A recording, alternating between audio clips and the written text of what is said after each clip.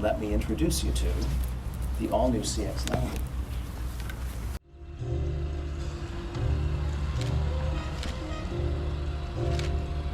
Our team is going to take you through many details through the course of the day, and you'll have a chance, as I said, to get up close and personal with the models. This is the 2024 Mazda CX-90. This will replace the Mazda CX-9 for the next model year. It is bigger and wider than before and comes with new powertrains as well, both of them hybrid.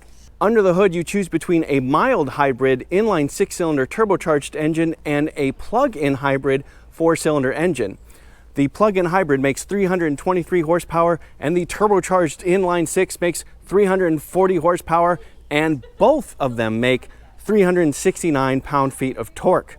This one you're looking at is the inline 6 equipped with 340 horsepower. All Mazda CX-90s will be all-wheel drive, and because they're hybrids, they will also have better fuel economy than the CX-9, and that's despite the fact that they are both longer and wider than before. From the front, you can definitely see the latest iteration of Kodo design, and I'm assuming that this is going to be the top-of-the-line trim that we're looking at.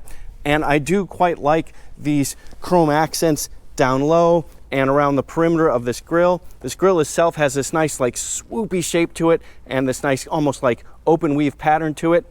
And Mazda has followed the trends of big, bold emblems right up front.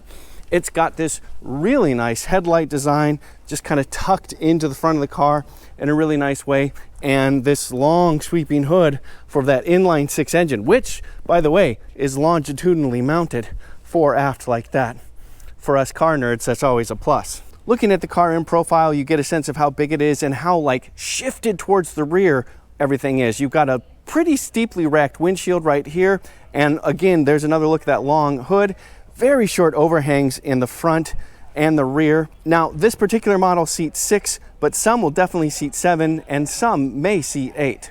Here is another look at that inline 6 indicator right here, and another nice piece of chrome running down here and lets you know that it's a Mazda right down in the base. These are 21-inch wheels that you're looking at right here, and they are lovely. But behind the wheels, you can see the top arm of a double control arm suspension. That's right, the CX-90 has a double wishbone suspension, and that is a really nice touch. Looking at the car in the back, we are pretty deeply in the shade here, so it looks like a very dark red, but it does brighten up quite a bit when you're in the sun. And we do see the same design philosophy carrying forward. Another nice strip of chrome that runs along the width of the rear right here.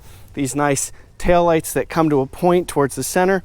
A very tastefully sized Mazda badge in today's world, plus reminder that it is a CX-90 and that it is eSky Active. Remember, both are hybrid. The inline 6 is a mild hybrid, the 4-cylinder is a plug-in hybrid. We can see the rear suspension a little bit, and you can see that it is 4-wheel independent, and you can also see that it is dual exhaust tips right there and there. Thankfully, yes, no fake exhaust tips anywhere to look at. Appreciate that. Looking at the inside of a different car, it must be said, this current configuration seats 2 in front, captain chairs in the middle, and another 2 in back. Quick chance getting to sit inside the 2024 Mazda CX-9. I do have nice and high seat bottoms, so good thigh support. Do have a couple inches of leg room as well. And as you can see, a less than 90-degree bend in my knees. I also have this comfortable armrest cup holders right here built in, and it is a split opening right there. We also have USB ports, heated and cooled seats, and our own zone for climate control as well. The rear seats, I will show them to you. They do not look quite as spacious, but they look absolutely acceptable for kids, and they also have USB ports and cup holders. And of course, if you fold those seats down, you have lots more cargo room. Shades, of course, big windows too. All right, to the front. Pretty typical controls on the doors, but it has this nice veneer on the wood here and this chrome just beneath that. We do have a CX-90 kick plate right here, and this beautiful material over here. It feels almost like a soft headboard in a bed, or maybe an arm of a couch, and just has real nice texture and depth to it. And of course, the start button's right there.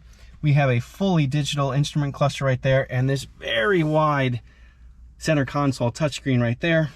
Controls for it are down here. Pretty standard looking Prindle, M drive, drive modes, cup holders, power, and lower center console here with more USB ports right down there. Also, the rear view mirror does double as a screen for the rear camera, and we also have a head-up display and controls on the steering wheel as well. And the steering wheel is a nice fat rim, and it's got this really nice stitching right here. And the seats do feel comfortable. I do wish I had a little bit more bolstering, upper and lower bolstering, especially for a Mazda that tend to drive really well. But generally speaking, I think this is a very beautiful interior. And I'm told we'll be able to drive this in the next couple of months. I'm definitely looking forward to that. Mazda has been pretty light on details thus far. After all, this is a 2024 model year car, and we're ahead of the first drive. But at first glance, this is a very well-designed car, very pretty, and a huge update to power compared to the CX-9. Big increases in horsepower and torque, and that's regardless of whether you get the plug-in hybrid or the mild hybrid version.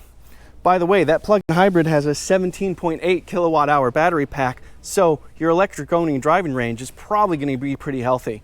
This is also an exciting large SUV to come out because Mazda is once again claiming to have put a lot of emphasis in driving enjoyment.